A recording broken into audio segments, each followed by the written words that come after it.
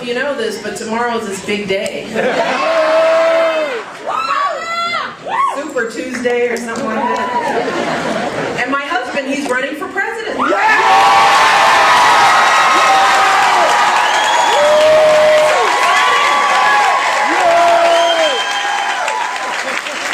I know that there are still folks here who are making up their minds. No. I know. We're excited, but there are still people who are figuring this out, and it's good. It's okay. Because they call me the closer.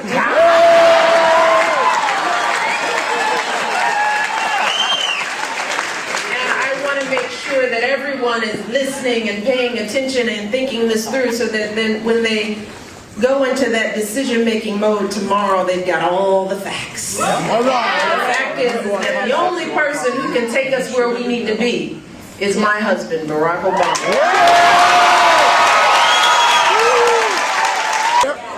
And the candidate that would be able to attract the most dollars would be the one that would be victorious. And then Barack raised the money. Woo!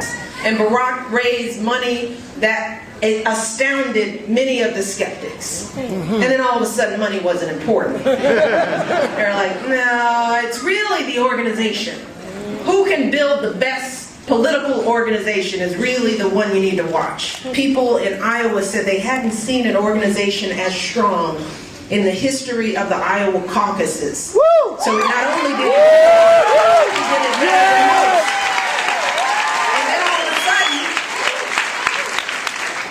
organization didn't matter. It was actually Iowa that was really the telltale sign, right? Yeah. Remember, Iowa was everything. It was important, it was critical, it was going to make the determination because Iowa was a caucus. On that day of the Iowa caucus, guess what happened?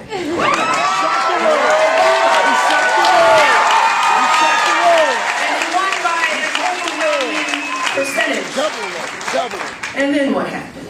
Iowa wasn't important because it was just a caucus. It's like, okay, all right, I'm trying to keep up here. So now Iowa's not important, so what is important? The national polls. See, because Barack was down by double digits, if you recall, so there was no way. All right, yes, he won Iowa, but how could he carry that win nationally without the organization and blah, blah, blah, blah, blah?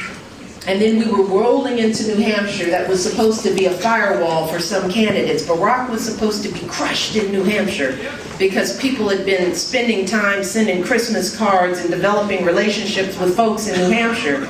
So we entered into New Hampshire, and well, lo and behold, the double-digit lead narrowed. Barack only lost by a few percentage points. That we considered a victory. So folks are struggling. And it has gotten progressively worse over my lifetime. Through Republican and Democratic administrations. Now see, when I say that, people say, are you trying to make a crack about your opponents? Because they say things were better at certain periods of time. And I say, I'm only talking about what I see in my life. And life for regular folks hasn't gotten better. Folks are struggling. Folks want to know if they work hard, and folks are willing to work hard. They want to know that they can earn enough money to take care of their families.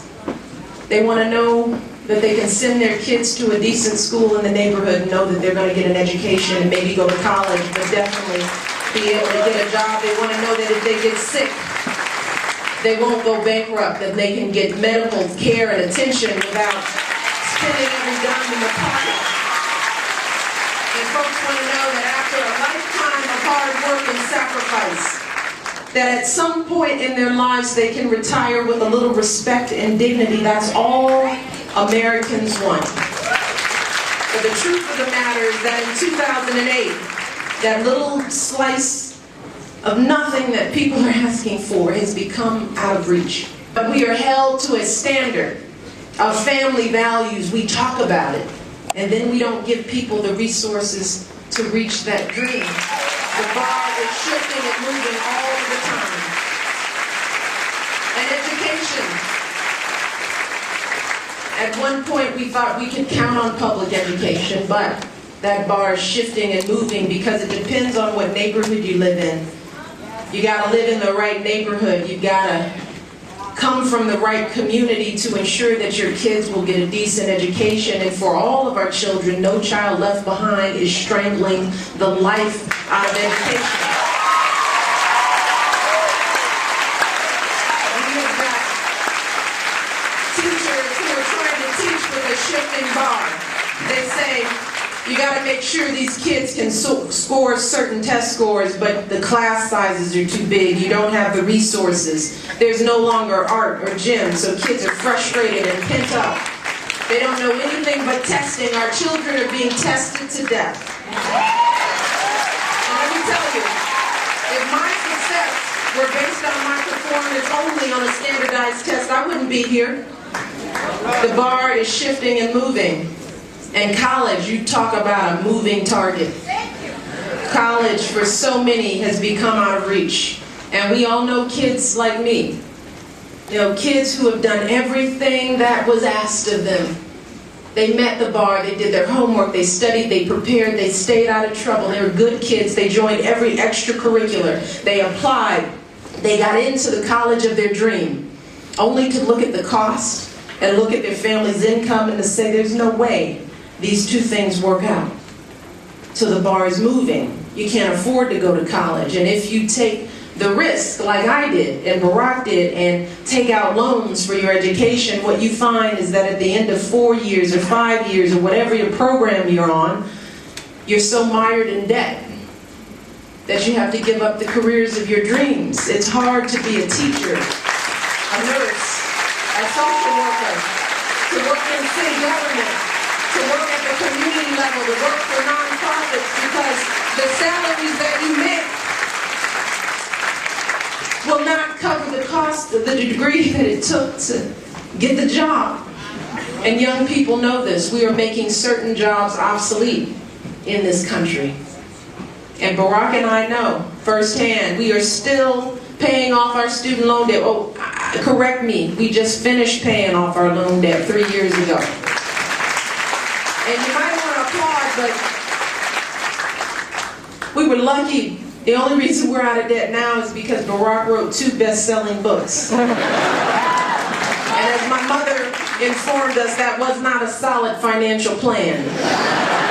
And healthcare is another one of those moving targets because, see, we were told in this country that if you work hard, if you're lucky enough to have insurance because you got a job, and you got to be lucky enough to have insurance, because most of us, many of us don't, but that you will be insured. But now we're finding that deductibles and premiums are so high that if you really get sick, you're still in trouble. People are putting medical treatments and prescription costs on credit cards. We're a nation in debt not because we're living extravagantly, but because somebody got sick. And then they dug a hole for themselves and they can't get out because the bar is still moving and shifting.